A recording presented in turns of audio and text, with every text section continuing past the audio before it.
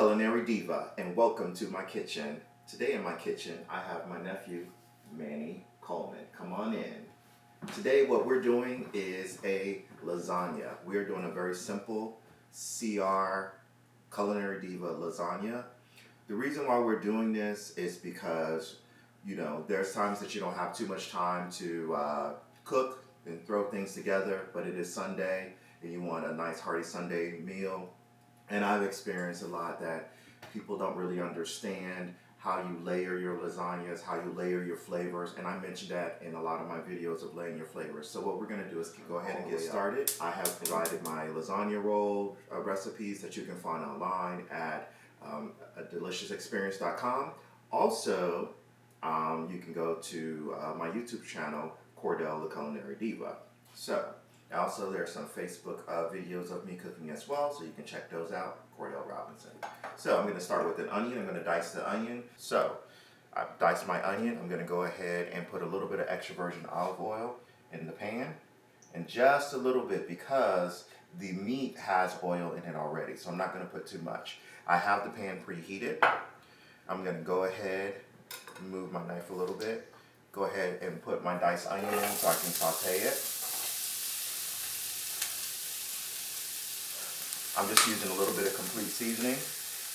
And the complete seasoning has all types of different herbs and spices, but I'm just using about a teaspoon of it. It does have salt in it as well, and the salt will bring out the liquid in the onion. So as they saute, you'll get it'll start to liquefy a little bit and break down the onion. And you want to saute these around until they are translucent, right? So one day you're going to be making this soon, right? Yeah. Yeah, it's not that hard. You're going to see that it's very, very simple. So next what I'm going to do is I'm going to go ahead and I'm going to mince my garlic. So the reason why I didn't put my garlic in with the onion is because garlic will burn and it will become very bitter. So you just basically chop your garlic, start chopping it, and you keep chopping it. And once you get it chopped a little bit, here's a secret that or not it's really a secret, but a tip that I learned from Bobby Flay is, and this is another layer of flavor, is you take a very little bit, and you don't need much, of kosher salt. You sprinkle it on. Very, very little bit, because you're going to be using lots and lots of salt later, or not a lot, but enough salt later. So that's a nice mix. It doesn't need to be smaller than that. That should be good.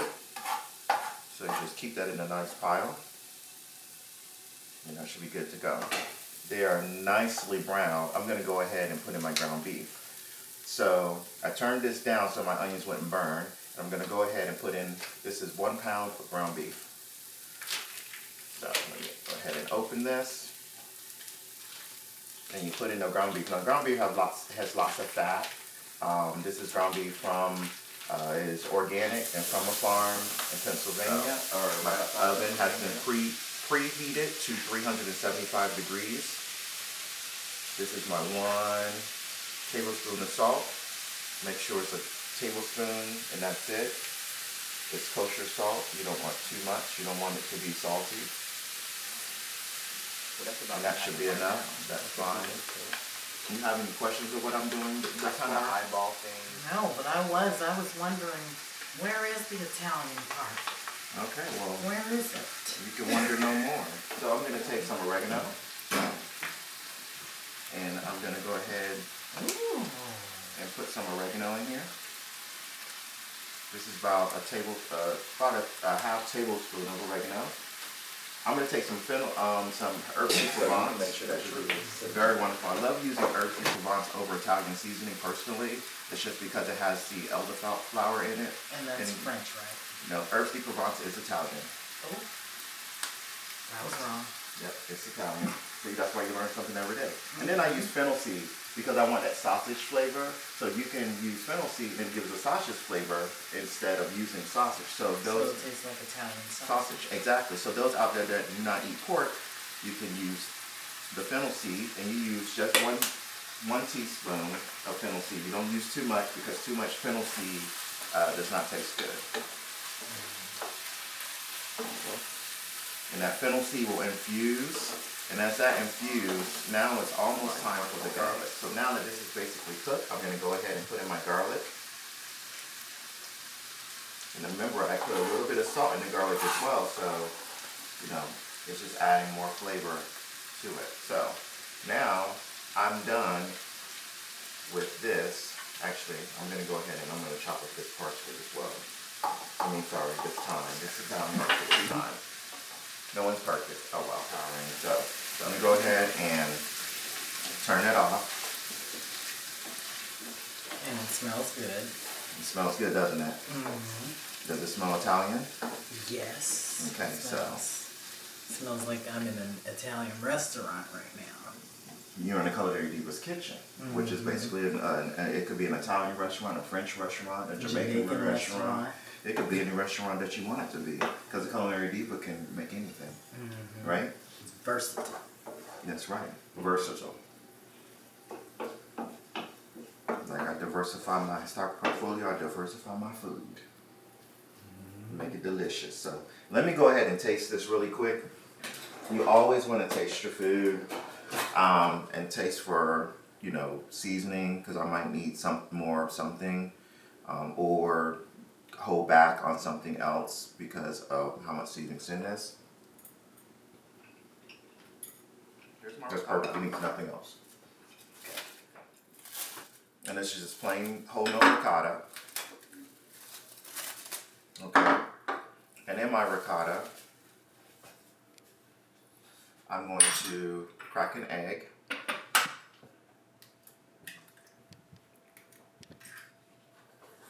And I always remove that little eye of the egg. That's just a personal thing. I don't like it. Yeah, it disappears in the food or whatever, but I don't like it, so I always remove it. I do not like it. So I take it and I remove it. Then I'm going to beat it.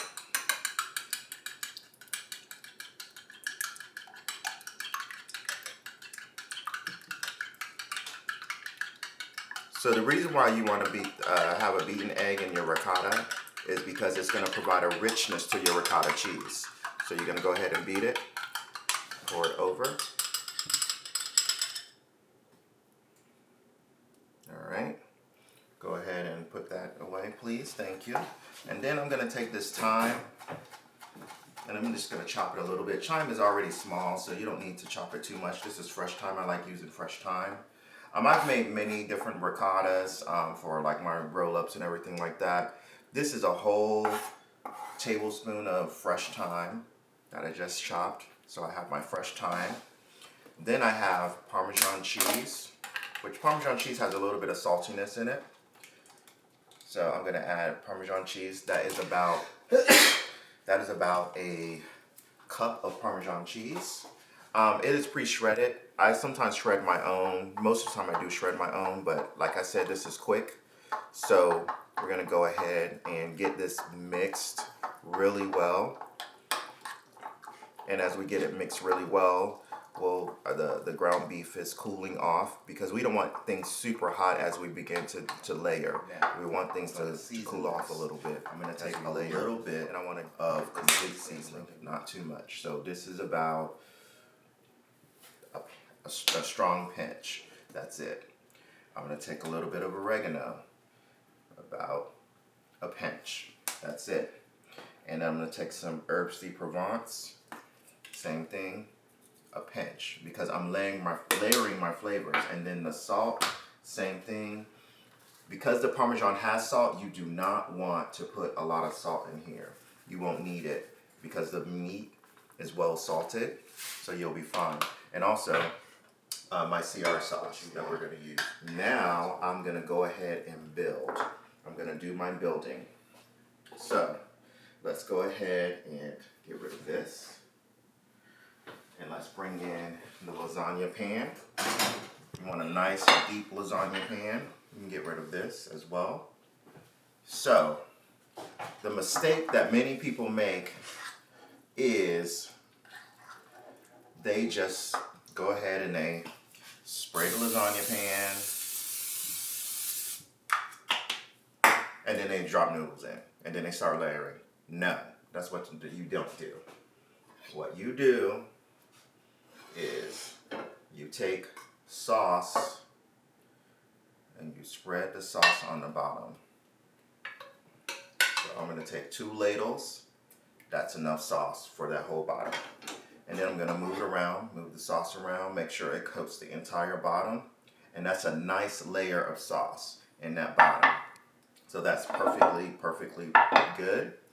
Then I go ahead and I begin my layers. So each layer is going to take 3 sheets. And I like this size for this size pan because it's a perfect 3 sheets. It's absolutely amazing. So I really like that. You overlap just a little bit, not too much. So you have that. Now, what you want to do is you do not want ricotta as your next layer. That is a no. Can you hand me a spoon? A slotted spoon is fine. Yeah.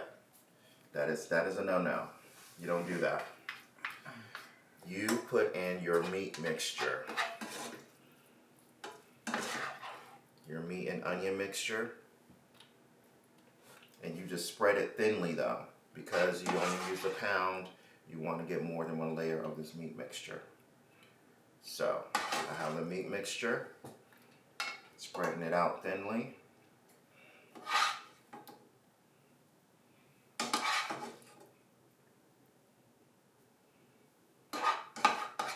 And as you see, I'm using about half of it because I want to do 1 more layer of the meat mixture. So you have your meat mixture, about half of it. Then you want to take sauce, and you want to, this time, just 1 ladle of 2 ladles of sauce again, sorry. Make sure, because you want your lasagna to be saucy. So 2 ladles of sauce, and the sauce will spread out. It's fine. Then you take 3 more noodles. And you put it in. Now you work with your ricotta. So you take your ricotta mixture and you spread it. And your ricotta mixture is going to be all in the middle. And then with the ricotta, you're going to take a little bit of sauce and you're going to put some sauce on top of the ricotta because the ricotta dries out in the oven. Okay? Now once you've done that, then you begin to cheese it. You have your ricotta, you have your cheese.